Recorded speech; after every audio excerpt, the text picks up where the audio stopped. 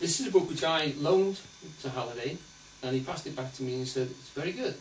Because what it does do, it says something which not a lot of people had actually considered that time, which was, the Tibetans aren't just talking about death here. The Tibetans are talking about anything that loosens or disturbs your process of egotism. Anything that shatters you or disturbs you or loosens that sense of self.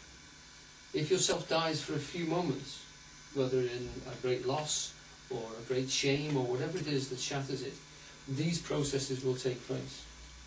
Leary's talking about it in terms of an acid trip or a drug trip, but he actually calls it ego loss, and he actually describes it, and he uses the Bardo is a very, very clear description. There's a fascinating book which I haven't been able to get hold of in the preparation of this talk, which is by Aldous Huxley's wife, about Aldous Huxley's death. Because Aldous Huxley was a great believer in the Bardo Thodol, and she read it to him as he was dying. He died of cancer, he died in quite a painful state, and he had a lot of drugs to get him through the state. And he, if you remember, was also one of the guys who pioneered the use of drugs to try and get into states which were similar to the states that meditation gives.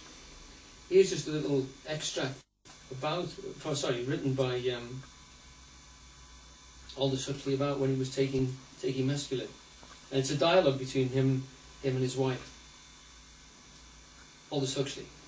If you started in the wrong way, I said in answer to the investigator's questions, everything that happened to you would be proof of a conspiracy against you. It would all be self-validating.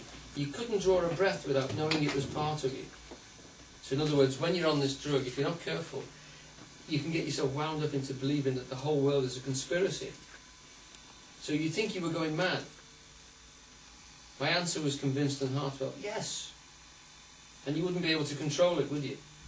No, you couldn't control it. If one began with fear and hate as the major premise, one would have to go on to the conclusion.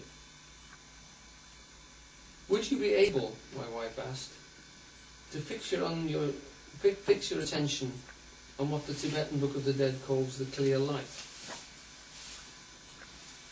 I personally was very doubtful. Would it keep the evil away, if you could hold it? Or would you not be able to hold the evil away? I considered the question for some time. Perhaps I answered at last, perhaps I could, but only if there was someone there to tell me about the clear light. One who couldn't do it by one couldn't do it by oneself. That's the point, I suppose, of the Tibetan ritual.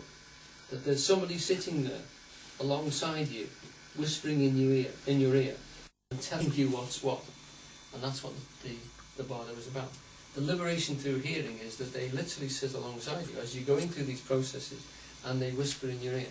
They tell you that any moment now you're going to experience the pure light. You must identify with it, you must go with it, you must not resist it at all, and you must not struggle with it. Right, so what happens after that? Most people can't hold on to that. It describes in the Tibetan the fact that that state can last as long as it takes to click your fingers, or as long as a hungry person takes to eat a meal. But it can last 3 days. And in that state, they reckon that the human body shouldn't be moved. So us Westerners haven't got a hope in culture. They say it should be left unmoved, untouched for at least 3 days, just in case it's got hold of this. That it's got hold of it, and it's actually meditating. The next stage is the Chonyit. Chonyit, sorry. Bit of an accident there. And the Chonyit Bardo is a fall from that. So this is the lowest point, there's death. Immediately after death, there's blinding pure light, which then becomes modified slightly in the secondary stage. And then forms start to appear, or colours, it says colours. This is pure grey white, silvery shiny white. Colours, sounds, forms start to appear. In this Chonrid Bardo, slowly you're falling away from that. Still in a state of bliss, which is usually ascribed to this section. This is pure consciousness, this part here.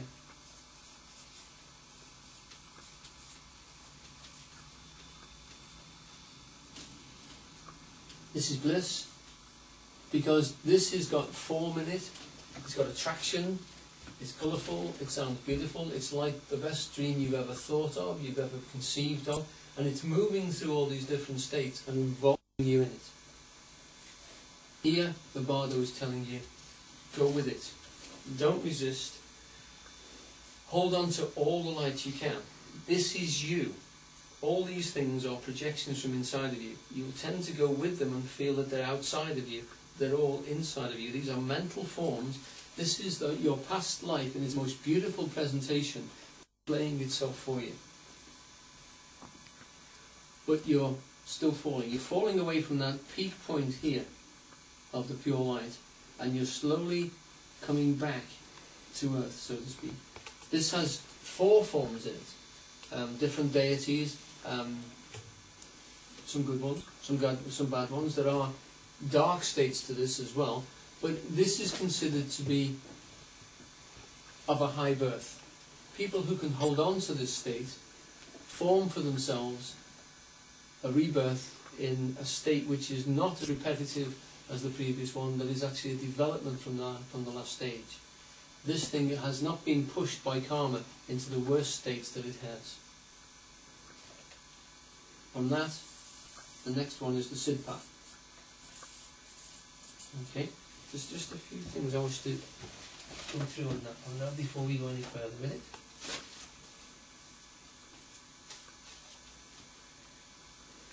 Right, yes.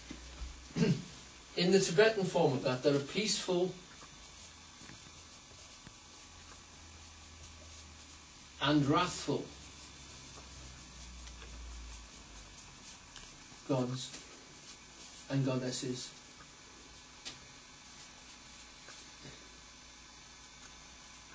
There we go. Peaceful and wrathful gods and goddesses.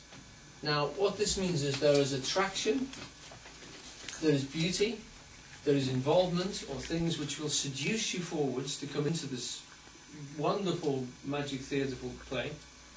And there are also fearful things, the most hideous things that you can imagine, gruesome, to drive you away, to create fear in you, and both of these are considered to be illusions.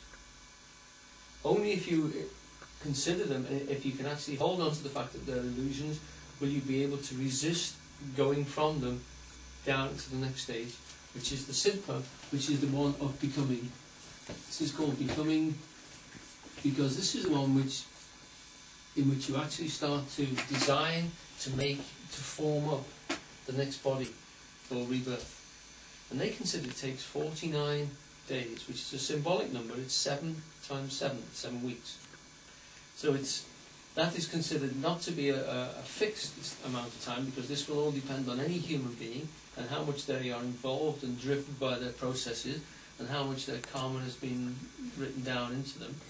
But that process is considered to take, and then of course the Tibetans in their sort of rituals and services will be holding rituals at every week point during that 7 weeks for the dead, and would establish it to be reaching particular stages in this. As I say, there are 4 levels to this, and there are several levels to that. I think there are 7 levels to this one. The Siddha is the one where these things have actually dropped down to the level, whether they have been chosen, they start to form the self. And the ego is back in. The ego is back into itself, and it is starting to look for a body to establish itself, to produce the necessary situations and experiences that the human will want, that this particular consciousness will be working towards and will be trying to develop. So that's the process which of the 3 stages of the Bardo.